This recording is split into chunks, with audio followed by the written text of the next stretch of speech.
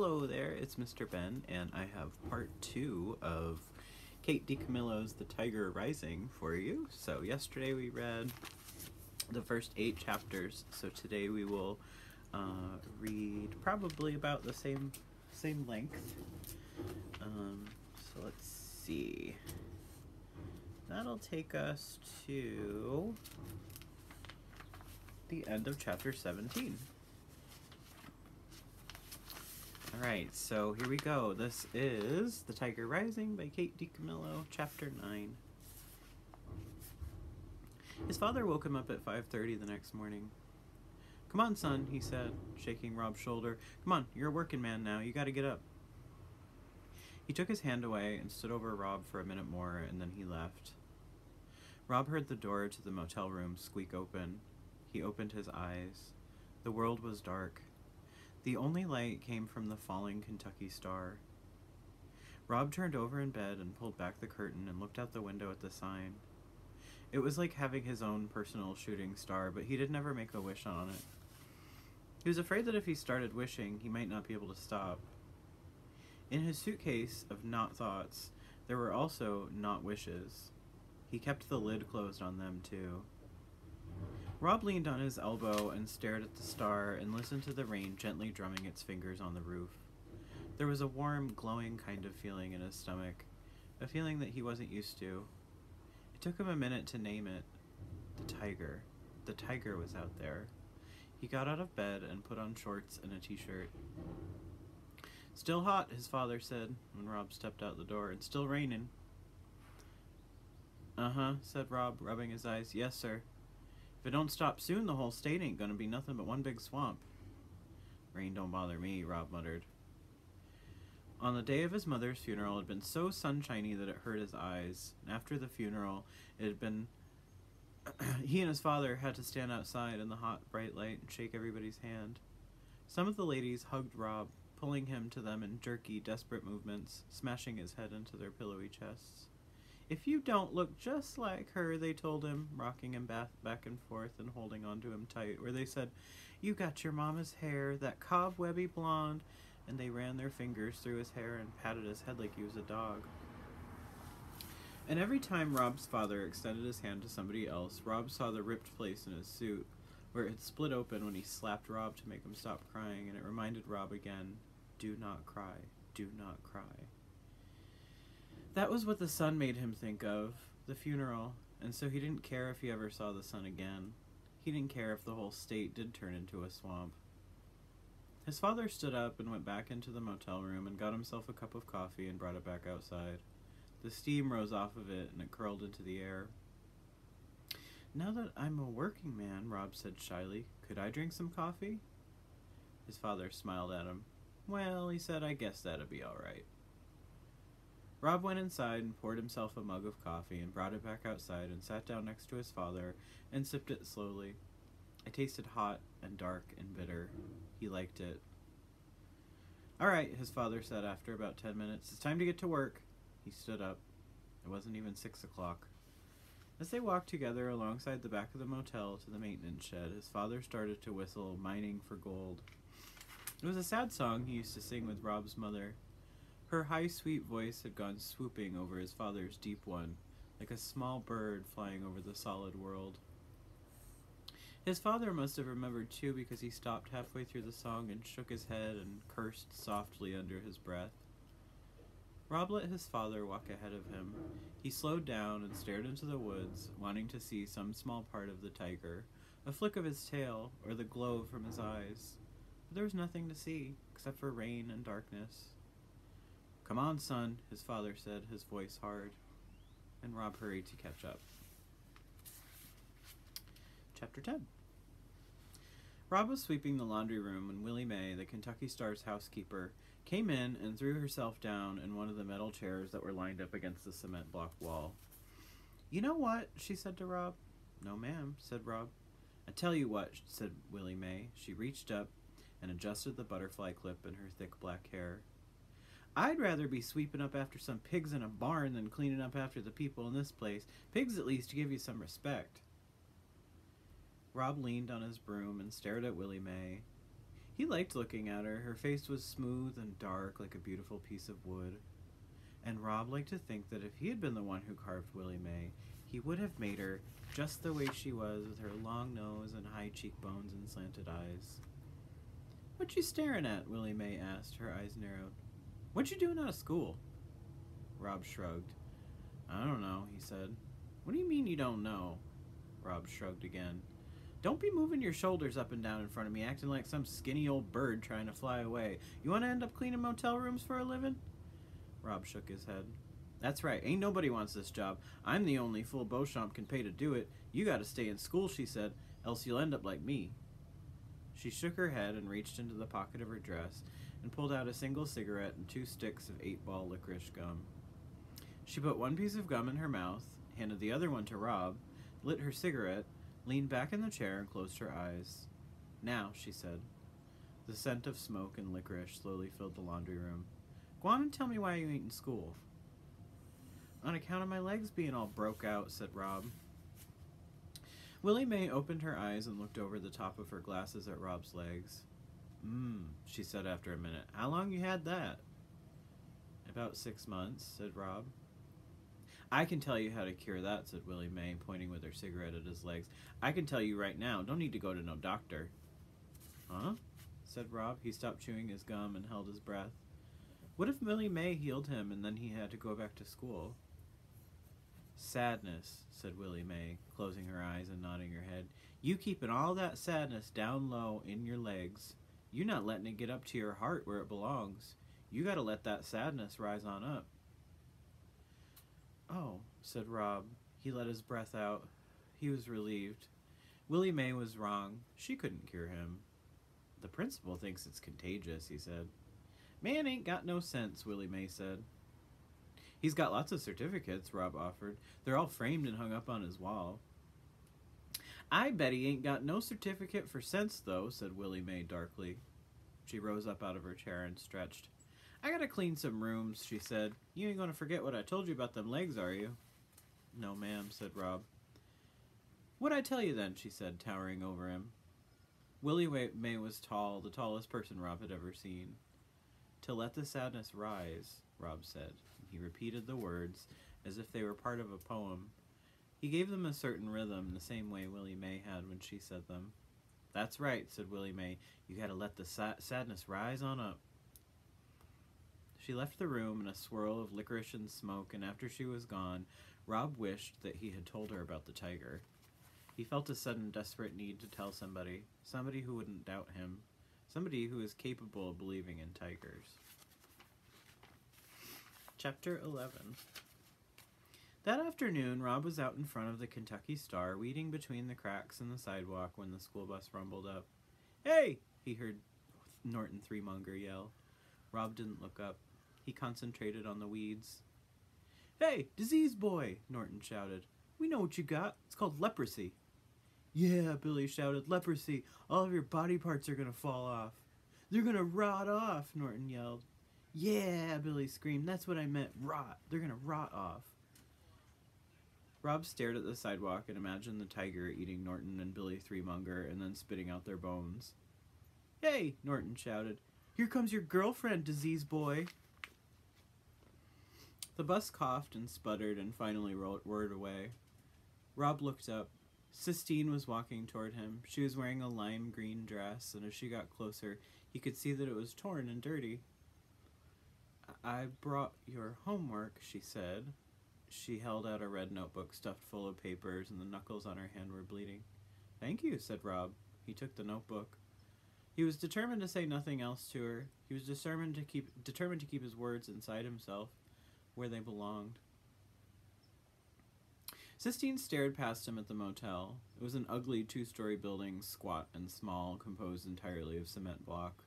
The doors of each room were painted a different color, pink or blue or green, and there was a chair painted in a matching color sitting in front of each door. "Why is this place called the Kentucky Star?" Sistine asked. "Because," said Rob. It was the shortest answer he could think of. "Because why?" she asked. Rob sighed. "Because Beauchamp, the man who owns it, he had a horse once called Kentucky Star." Well, said Sistine, it's a stupid name for a hotel in Florida. Rob shrugged. It started to rain, and Sistine stood in front of him and continued to stare. She looked at the motel, and then over at the blinking Kentucky Star sign, and then she looked back at him, as if it was all a math equation she was trying to make come out right in her head. The rain made her hair stick to her scalp, and made her dress droopy. Rob looked at her small pinched face and her bleeding knuckles and dark eyes, and he felt something inside of him open up. It was the same way he felt when he picked up a piece of wood and started working on it, not knowing what it would be, and then watching it turn into something he recognized. He took a breath. He opened his mouth and let the words fall out. I know where there's a tiger. Sistine stood in the drizzly rain and stared at him, her eyes black and fierce. She didn't say, a real one. She didn't say, are you crazy? She didn't say, you're a big old liar. She said one word. Where? And Rob knew then that he had picked the right person to tell. Chapter 12. We gotta walk through the woods, Rob said. He looked doubtfully at Sistine's bright dress and shiny black shoes. You can give me some of your clothes to wear, she told him. I hate this dress anyway. And so he took her to the motel room, and there Sistine stood and stared at the unmade beds and the tattered recliner. Her eyes moved over his father's gun case and then went to the macaroni pan from the night before, still sitting on the hot plate. She looked at it all the same way she had looked at the Kentucky Star sign, and the motel, and him, like she was trying to add it up in her head. And then she saw his carvings, the little wooden village of odd things that he had made. He had them all on a TV dinner tray beside his bed. Oh, she said. Her voice sounded different, lighter. Where did you get those? She went and bent over the tray and studied the carvings, the blue jay and the pine tree and the Kentucky Star sign, and the one that he was particularly proud of, his father's right foot, life-size and accurate, right down to the little toe. She picked them up one by one and then placed them back down carefully. Where did you get them? She asked again. I made 'em, said Rob. She did not doubt him, as some people would. Instead, she said, Michelangelo, the man who painted the Sistine ceiling, he sculpted too. You're a sculptor, she said. You're an artist. No, said Rob. He shook his head. He felt a hot wave of embarrassment and joy roll over him. It lit his rash on fire, and he bent and rubbed his hands down his legs, trying to calm them. When he straightened back up, he saw that Sistine had picked up the carving of her. He had left it lying on his bed, intending to work on it again in the evening. He held his breath as she stared at the piece of wood. It looked so much like her, with her skinny legs and small eyes and defiant stance, that he was certain she would be angry. But once again, she surprised him. Oh, she said, her voice full of wonder. It's perfect. It's like looking in a little wooden mirror. She stared at it a minute more and then carefully laid it back on his bed. Give me some clothes, she said, and we'll go see the tiger. He gave her a pair of pants and a t-shirt and left the room and went outside to wait for her. It was still raining, but not hard. He looked at the falling Kentucky Star. He thought for a minute about one of the not wishes he had buried deepest, a friend. He stared at the star and felt the hope and need and fear course through him in a hot neon arc. He shook his head. No, he said to the Kentucky Star. No. And then he sighed and stuck his legs out into the rain, hoping to cool them off, hoping to get some small amount of relief. Chapter 13. They walked together through the scrub. The rain had stopped, but the whole world was wet. The pines and palmettos and the sad clusters of dead orange trees all dripped water. This is where my mother grew up, Sistine said, swinging her arms wide as she walked. Right here in Lister, and she said that she always told herself that if she ever made it out of here, she wasn't going to come back. But now she's back because my father had an affair with his secretary, whose name is Bridget, and who can't type, which is a really bad thing for a secretary not to be able to do. And my mother left him when she found out. He's coming down here to get me, soon. Next week, probably. I'm going to live with him. I'm not staying here, that's for sure. Rob felt a familiar loneliness rise up and drape its arm over his shoulder. She wasn't staying. There was no point in wishing. The suitcase needed to stay closed. He stared at Sistine's shiny shoes and willed his sadness to go away. Ain't you worried about messing up your shoes? He asked her. No, she said. I hate these shoes. I hate every piece of clothing that my mother makes me wear. Does your mother live with you? Rob shook his head. No, he said. Where is she? Rob shrugged his shoulders. My mother's going to open up a store downtown. It's going to be an art store. She's going to bring some culture to the area. She could sell some of your wood sculptures. They ain't sculptures, Rob protested. They're just whittling, that's all. And we gotta be quiet because Beauchamp don't want people walking around on his land. Is this his land? Sistine asked. Everything's his, said Rob. The motel and these woods. He can't own everything, Sistine argued. Besides, she said, I don't care. He can catch us. He can put us in jail for trespassing. I don't care. If we're in jail, we won't get to see the tiger, said Rob. Where's your mother? Sistine demanded suddenly, and she stopped walking and stared at him. Shh, said Rob. You gotta be quiet. He kept walking. I do not have to be quiet, Sistine called after him. I want to know where your mother is. He turned around and looked at her. Her hands were on her hips, and her black eyes were narrowed. I don't want to see your stupid tiger, she shouted. I don't care about it. You don't know how to talk to people. I told you about my father and my mother and Bridget, and you didn't say anything. You won't even tell me about your mother. Keeping her hands on her hips, she turned around and started marching back in the direction of the Kentucky Star. Keep your stupid secrets, she shouted. Keep your stupid tiger, too. I don't care. Rob watched her. Because she was wearing his jeans and his shirt, it was like looking into a funhouse mirror. It was like watching himself walk away. He shrugged and bent to scratch his legs. He told himself that he didn't care. He told himself that she was leaving soon anyway. But when he looked up and he saw her getting smaller and smaller, it reminded him of his dream. He remembered Sistine riding into the woods on the back of the tiger, and suddenly he couldn't bear the thought of watching her disappear again. Wait up, he shouted, wait up! And he started to run toward her. Sistine turned and stopped. She waited for him with her hands on her hips.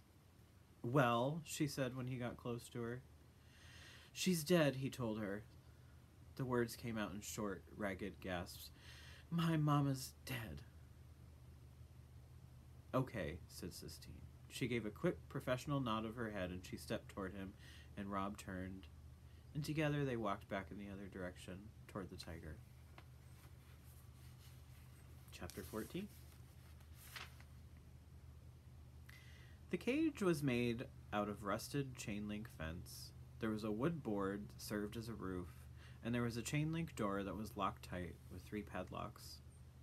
Inside the cage, the tiger was still pacing back and forth, just as he had been last time Rob saw him, as if he had never stopped pacing, or as if Rob had never gone away. Oh, said Sistine in the same voice that she had used when she saw Rob's carving. He's beautiful. Don't get too close, Rob ordered. He might not like it if you stand too close. But the tiger ignored them. He concentrated on pacing. He was so enormous and bright that it was hard to look directly at him. It's just like the poem says, Sistine breathed. What? Said Rob. That poem, the one that goes, tiger, tiger, burning bright, in the forests of the night. That poem, it's just like that. He burns bright. Oh, said Rob. He nodded. He liked the fierce and beautiful way the words sounded. Just as he was getting ready to ask Sistine to say them again, she whirled around and faced him. What's he doing way out here? She demanded. Rob shrugged. I don't know, he said. He's Beauchamp's, I guess. Beauchamp's what? Said Sistine. His pet? I don't know, said Rob. I just like looking at him. Maybe Beauchamp does too. Maybe he just likes to come out here and look at him. That's selfish, said Sistine. Rob shrugged. This isn't right for this tiger to be in a cage. It's not right. We can't do nothing about it, Rob said. We could let him go, said Sistine. We could set him free. She put her hands on her hips. It was a gesture that Rob had already come to recognize and be wary of.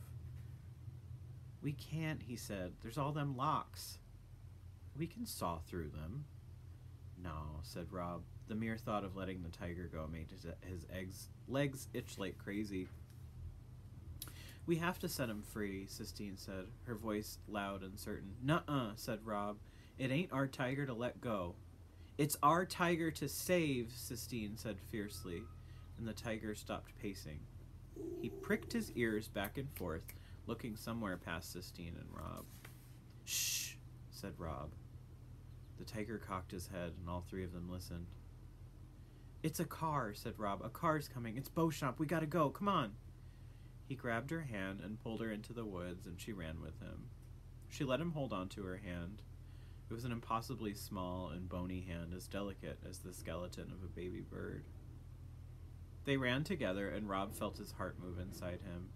Not from fear or exertion, but from something else. It was as if his soul had grown and was pushing everything up higher in his body. It was an oddly familiar feeling, but he couldn't remember what it was called. Is he behind us? Sistine asked breathlessly. Rob shrugged. It was hard to move his shoulders up and down and keep hold of Sistine's hand at the same time. Sistine said, Stop shrugging your shoulders at me. I hate it. I hate the way you shrug all the time. And that made Rob remember Willie Mae saying that when he shrugged, he looked like a skinny bird trying to fly. It struck him as funny now. He laughed out loud at the thought of it, and without asking him what he was laughing about, without dropping his hand, without stopping, Sistine laughed too. And then Rob remembered the name of the feeling that was pushing up inside of him, filling him full to overflowing. It was happiness. That was what it was called. Chapter 15. By the time they made it back to the motel parking lot, it was dark outside, and they were both laughing so hard that they could barely walk. Rob, said his father. He was standing at the door to their room. The blue-gray light from inside seeped out around him. Yes, sir, said Rob, and he dropped Sistine's hand, and he stood up straight. Where you been? Out in the woods. Did you finish up all them jobs I told you to do? Yes, sir, said Rob.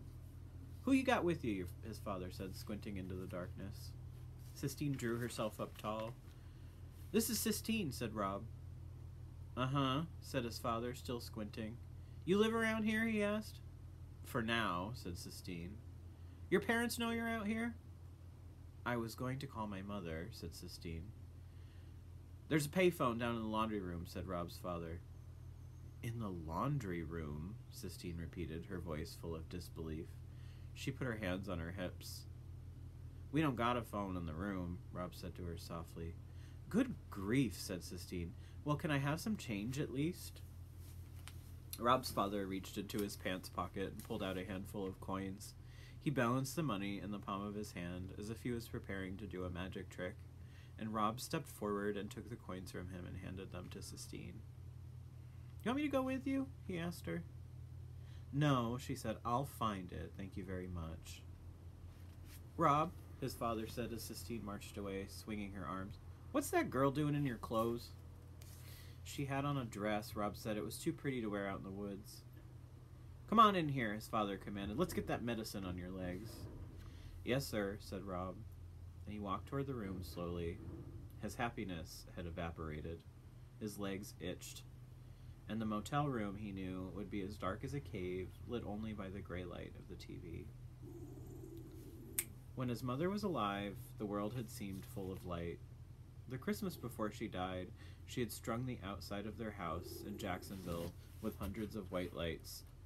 Every night, the house lit up like a constellation, and they were all inside it together, the three of them. And they were happy. Rob remembered, and as he remembered, he stepped into the motel room. He shook his head and scolded himself for opening his suitcase. Just thinking about all the things that were gone now seemed to make the darkness darker. Chapter 16. Rob sat out on the curb in front of the motel room and waited for Sistine to come back from using the phone. He had her green dress wrapped up in a grocery bag, and he had tried to fold the dress up neatly, but folding a dress turned out to be an impossible task, and he finally gave up.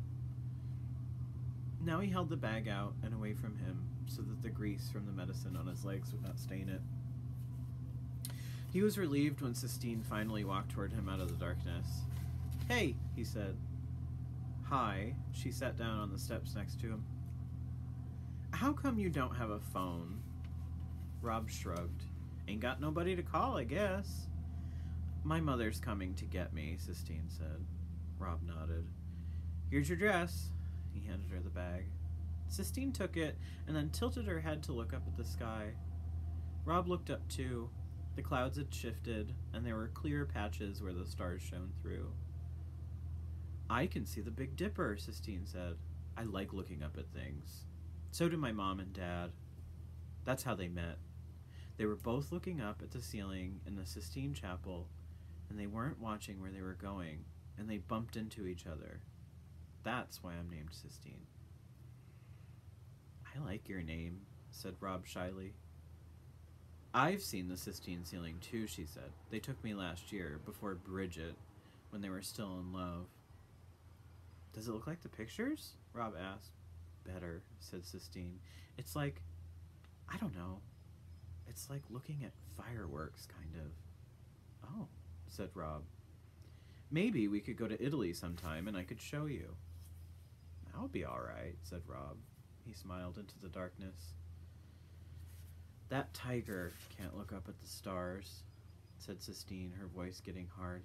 "He's got that piece of wood over his head. He can't look up at all. We've got to let him go." Rob was silent. He was hoping that if he didn't answer her, she might go back to talking about the Sistine ceiling. "How did your mother die?" she asked suddenly. Rob sighed. He knew there was no point in trying not to answer. "Cancer," he said. "What was her name?" "I ain't supposed to talk about her," said Rob, closing his eyes to the stars and concentrating instead on his suitcase, working to keep it closed. "Why not?" asked Sistine. "Because my dad says it don't do no good to talk about it. He said she's gone and she ain't coming back, and that's why we moved here from Jacksonville. Because everybody always wanted to talk about her.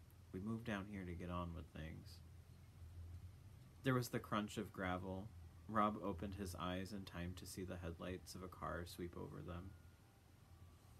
"That's my mother," said Sistine. She stood up. "Quick," she said. "Tell me your mother's name." Rob shook his head. "Say it," she demanded. "Caroline," Rob said softly, cracking his suitcase open and letting the words slip out. Sistine gave him another businesslike nod of her head. "Okay," she said. "I'll come back tomorrow, and we'll make our plans for letting the tiger go." "Sissy," called a voice. "Baby, what in the world? What in the world are you doing out here?" Sistine's mother got out of the car and came walking toward them. She had on high heels, and she wobbled as she walked in the gravel parking lot of the Kentucky Star.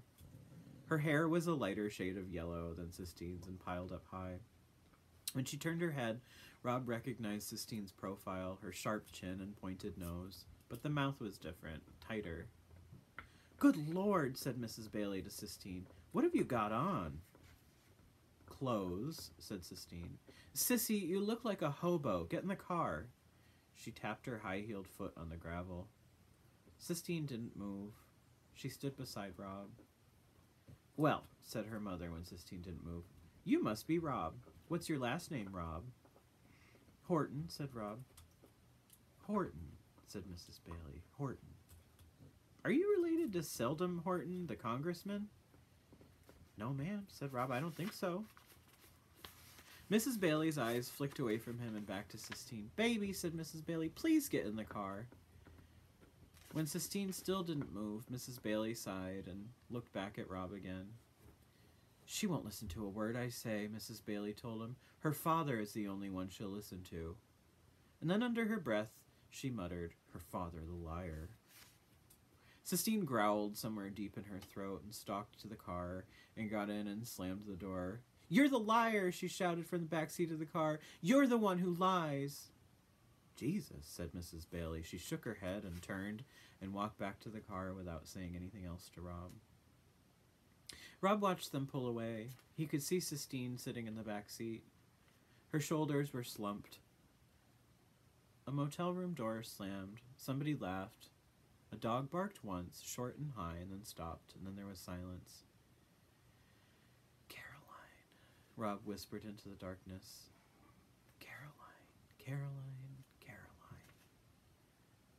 The word was as sweet as forbidden candy on his tongue. And the last chapter for today, chapter 17. The next morning, Rob was helping Willie Mae in the laundry room. They were folding sheets and chewing 8-ball gum. All night, he had tossed and turned, scratching his legs and thinking about the tiger and what Sistine said, that he had to be set free. He had finally decided to get Willie Mae's opinion. "You ever been to a zoo?" Rob asked her. "One time," said Willie Mae. She cracked her gum. "Went to that zoo over in Sorley. Place stunk." "Do you think them animals minded it, being locked up?" "Wasn't nobody asking them, did they mind?" Willie Mae pulled another sheet out of the dryer and snapped it open. Rob tried again. "Do you think it's bad to keep animals locked up?" Willie Mae looked at him over the top of her glasses. She stared at him hard. Rob looked down at his feet. "When I wasn't but little," said Willie Mae, "my daddy bought me a bird in a cage. It was a green parakeet bird, and that bird was so small I could hold it right in the palm of my hand." She draped the sheet over one shoulder and held out a cupped hand to show Rob. It looked to him like a hand big enough to hold the entire world. Held him in my hand, could feel his little heart beating. He would look at me, cock his head this way and that, called him Cricket, on account of him all the time singing. "What happened to him?" Rob asked. Willie Mae bent and took a pillowcase out of the dryer. "Let him go," she said. "You let him go?" Rob repeated, his heart sinking inside him like a stone. "Couldn't stand seeing him locked up, so I let him go." She folded the pillowcase carefully. "And then what happened?" "I got beat by my daddy. He said I didn't do that bird no favor. Said all I did was give some snake its supper." "So you never saw him again?" Rob asked. "Uh-uh," said Willie Mae, "but sometimes he comes flying through my dreams, flitting about and singing." She shook her head and reached for the sheet on her shoulder. "Here," she said, "go on and grab hold of the other end. Help me fold this up." Rob took hold of the sheet, and as it billowed out between them, a memory rose up before him.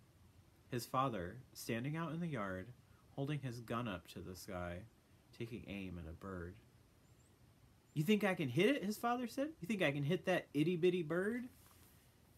"Robert," his mother said, "what do you want to shoot that bird for?" "To prove I can," said his father. There was a single crack, and the bird was suspended in midair, pinned for a moment to the sky with his father's bullet, and then it fell. "Oh, Robert," his mother said. It hurt the back of Rob's throat to think about that now, to think about the gun, and his mother, and the small thud the bird made when it hit the ground. "I know something that's in a cage," said Rob, pushing the words past the tightness in his throat. Willie Mae nodded her head, but she wasn't listening. She was looking past Rob, past the white sheet, past the laundry room, past the Kentucky Star. "Who don't?" she said finally. "Who don't know something in a cage?" After that, they folded the sheets in silence. Rob thought about the bird and how when he had finally found its small, still warm body, he had started to cry. His father told him not to. "It ain't nothing to cry over," he'd said. "It's just a bird."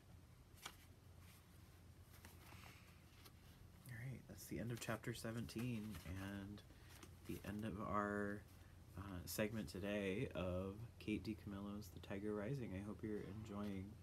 And tomorrow I will read another 30 or so pages, and might actually, the last section is actually, I've read a little bit more than a quarter each time for this, so we might finish it tomorrow. But we'll see. Maybe we'll make it short and then do 2 short ones Thursday, Friday.